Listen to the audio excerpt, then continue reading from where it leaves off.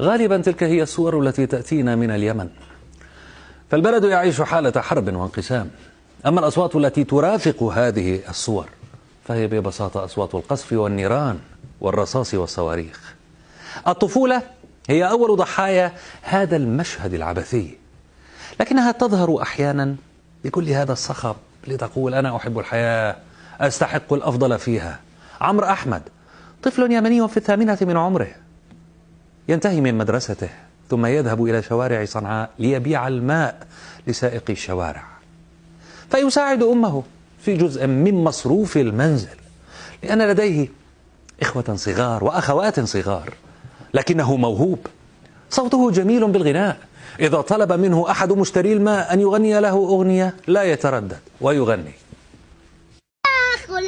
حبيبي أنت وينك من زمان، أنا كدري مراعي لك سنين. حبيبي أنت وينك من زمان، أنا كدري مراعي لك سنين. غرامك أنت جل اللي جنان، وخلاني أمير العاشقين.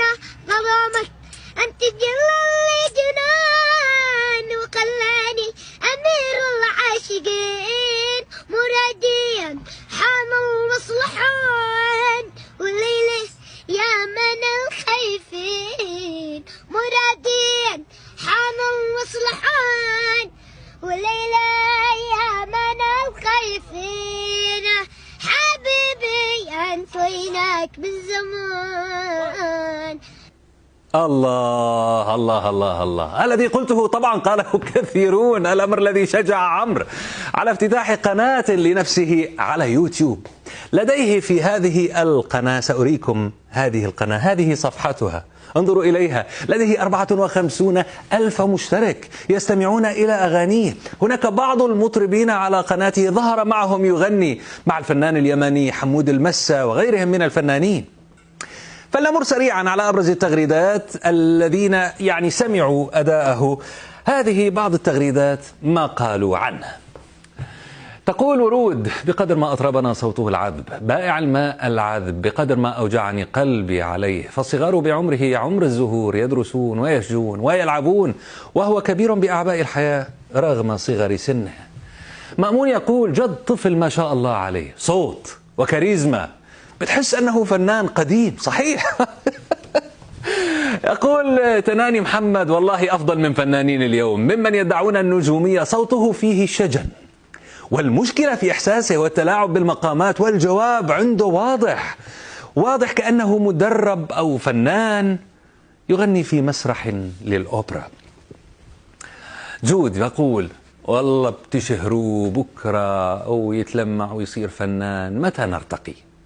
وإذا غنى كل اليمنيين يغنون. وين المبهر في الموضوع؟ داقت عينها جود، فورا داقت عينها على الولد.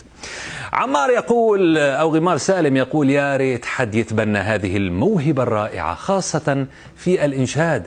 يستحق لقب المنشد الصغير، ليس مكانك الشوارع يا صغيري. ربما هناك من سمع به. إنها المطربة السورية أصالة شاهدت الفيديو وشاركته وأبدت إعجابها به، وقالت: ما أحلاك يا روح قلبي، ويا أجمل صوت، ويا بائع الحب، ويا بائع الطيبة، وبائع الفرح، يا ابني عمرو بائع الماء.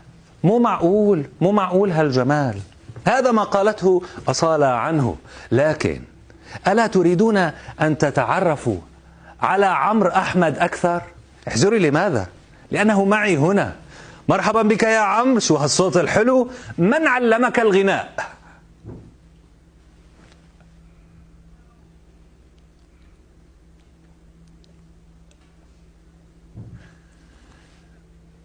مين علمك الغناء يا عمرو؟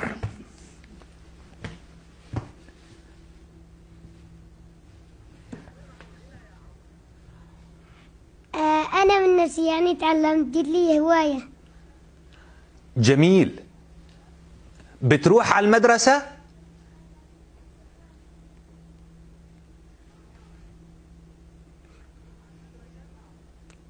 الصبح. والمساء شو بتعمل المساء؟ المساء أصير أذاكر. تصير التاجر بالمي، يعني تطالع فلوس كتير.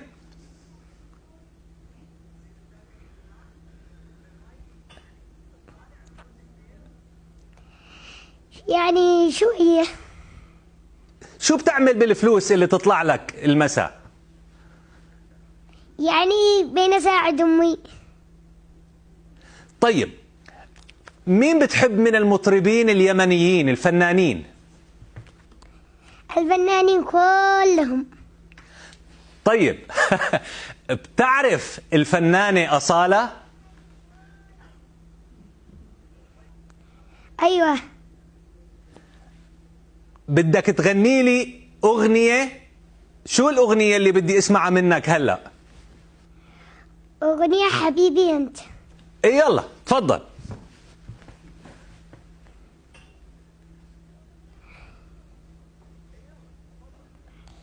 حبيبي أنت وينك من زمان، أنا قدي لي مراعي لك سنان. وينك من زمان، أنا قدي لي مراعي لك سنين. زمان أنا قدي لي مراعي لك سنين. غرامك ارتبش لك سنين.